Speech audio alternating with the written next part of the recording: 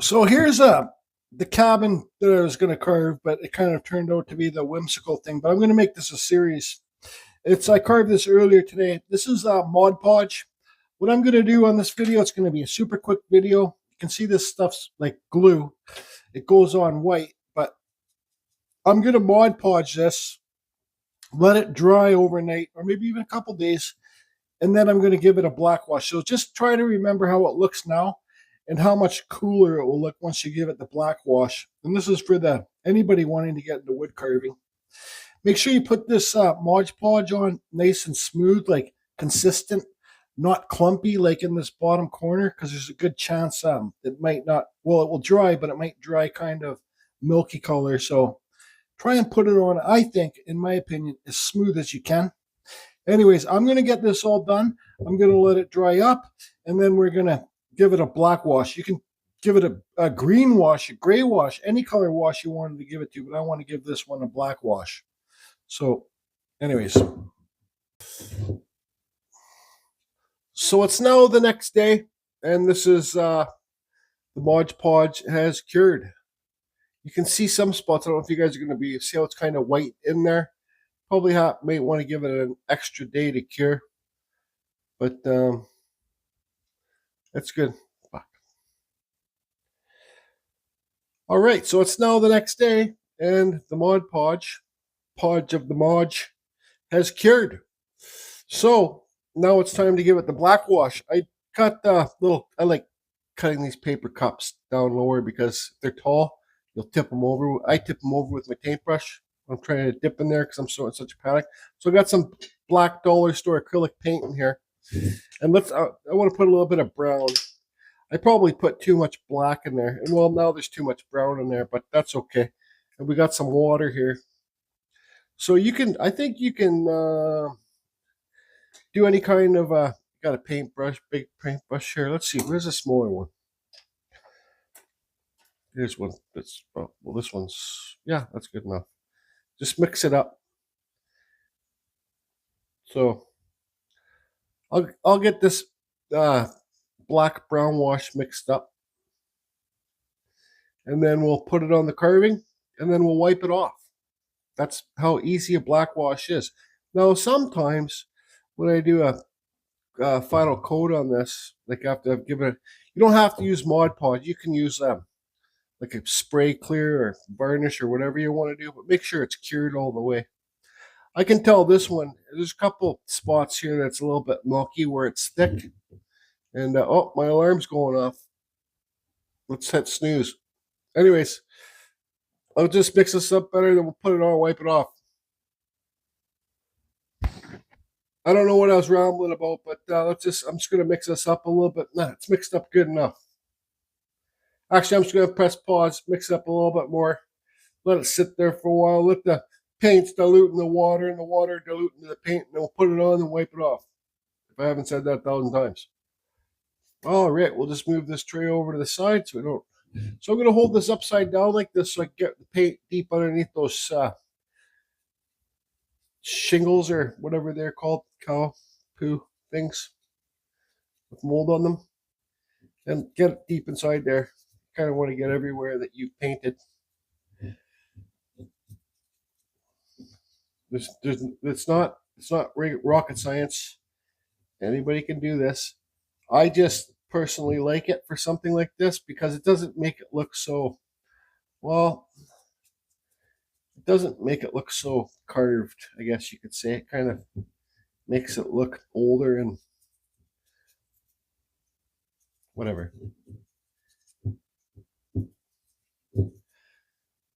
Get it in there. Get under. Make sure you get everywhere. Then we'll stand it up. Actually, I'm just going to put a bit in here right now. Oops, I went over the windows. Oh well, those will be antique too. This is antiquing. You don't have to. I don't. Some people don't put a clear coat over their things. Like lots of whittlers or knife carvers, I don't think they put a clear coat over their carving after they. Okay. Lots of people don't put a clear coat over their carving before they give it the black wash or whatever color wash you want to give it. But I do. And I'm pretty sure I think Just Carved Rob does too. And we're going to have a quick little funny, silly little challenge coming up here.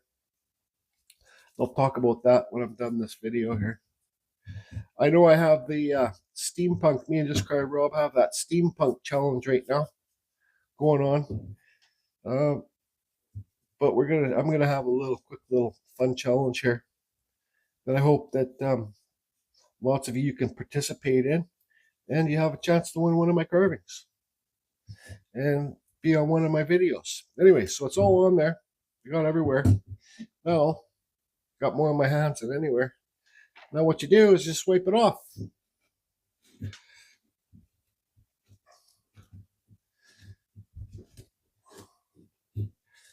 And I'm going to let this roof stand up a bit.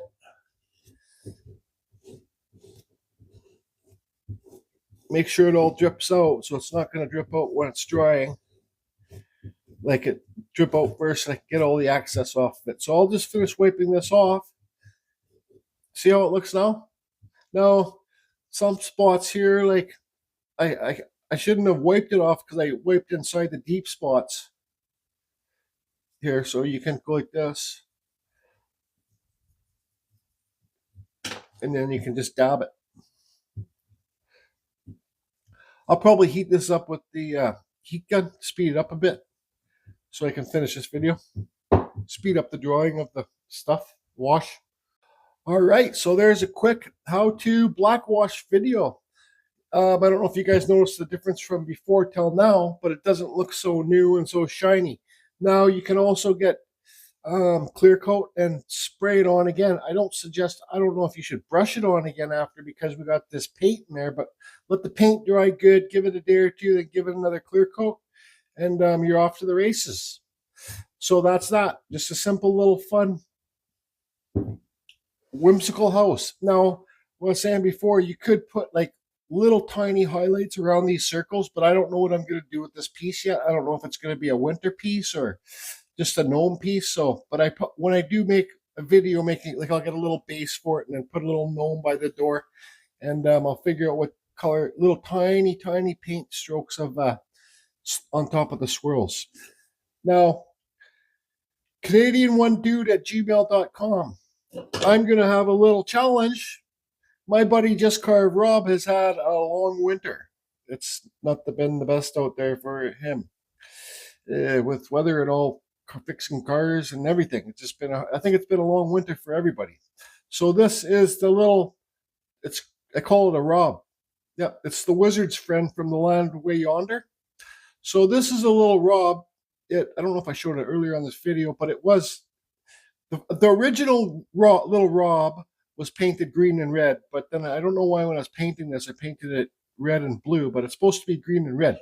So now anybody that can do this, carve this, it's just a little, we're not going to call it the gnome, but we can say it's just a hairy gnome. I carved this really quick. Come on. This is just a little gnome. It can be any size you do, but it's a Rob. It's a little Rob. That's what we're calling it. So if you can carve a little Rob, it can be bigger, smaller. It's got to have hair all the way around it. It's got to have a nose. It's got to be red and green.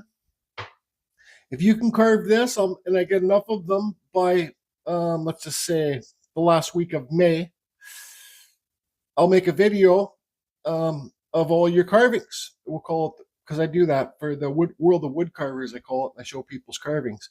This is something that a very, very big getter can do, a knife carver or whatever, but it's got to be full of hair. It's got to have a nose. It's got to be red and green.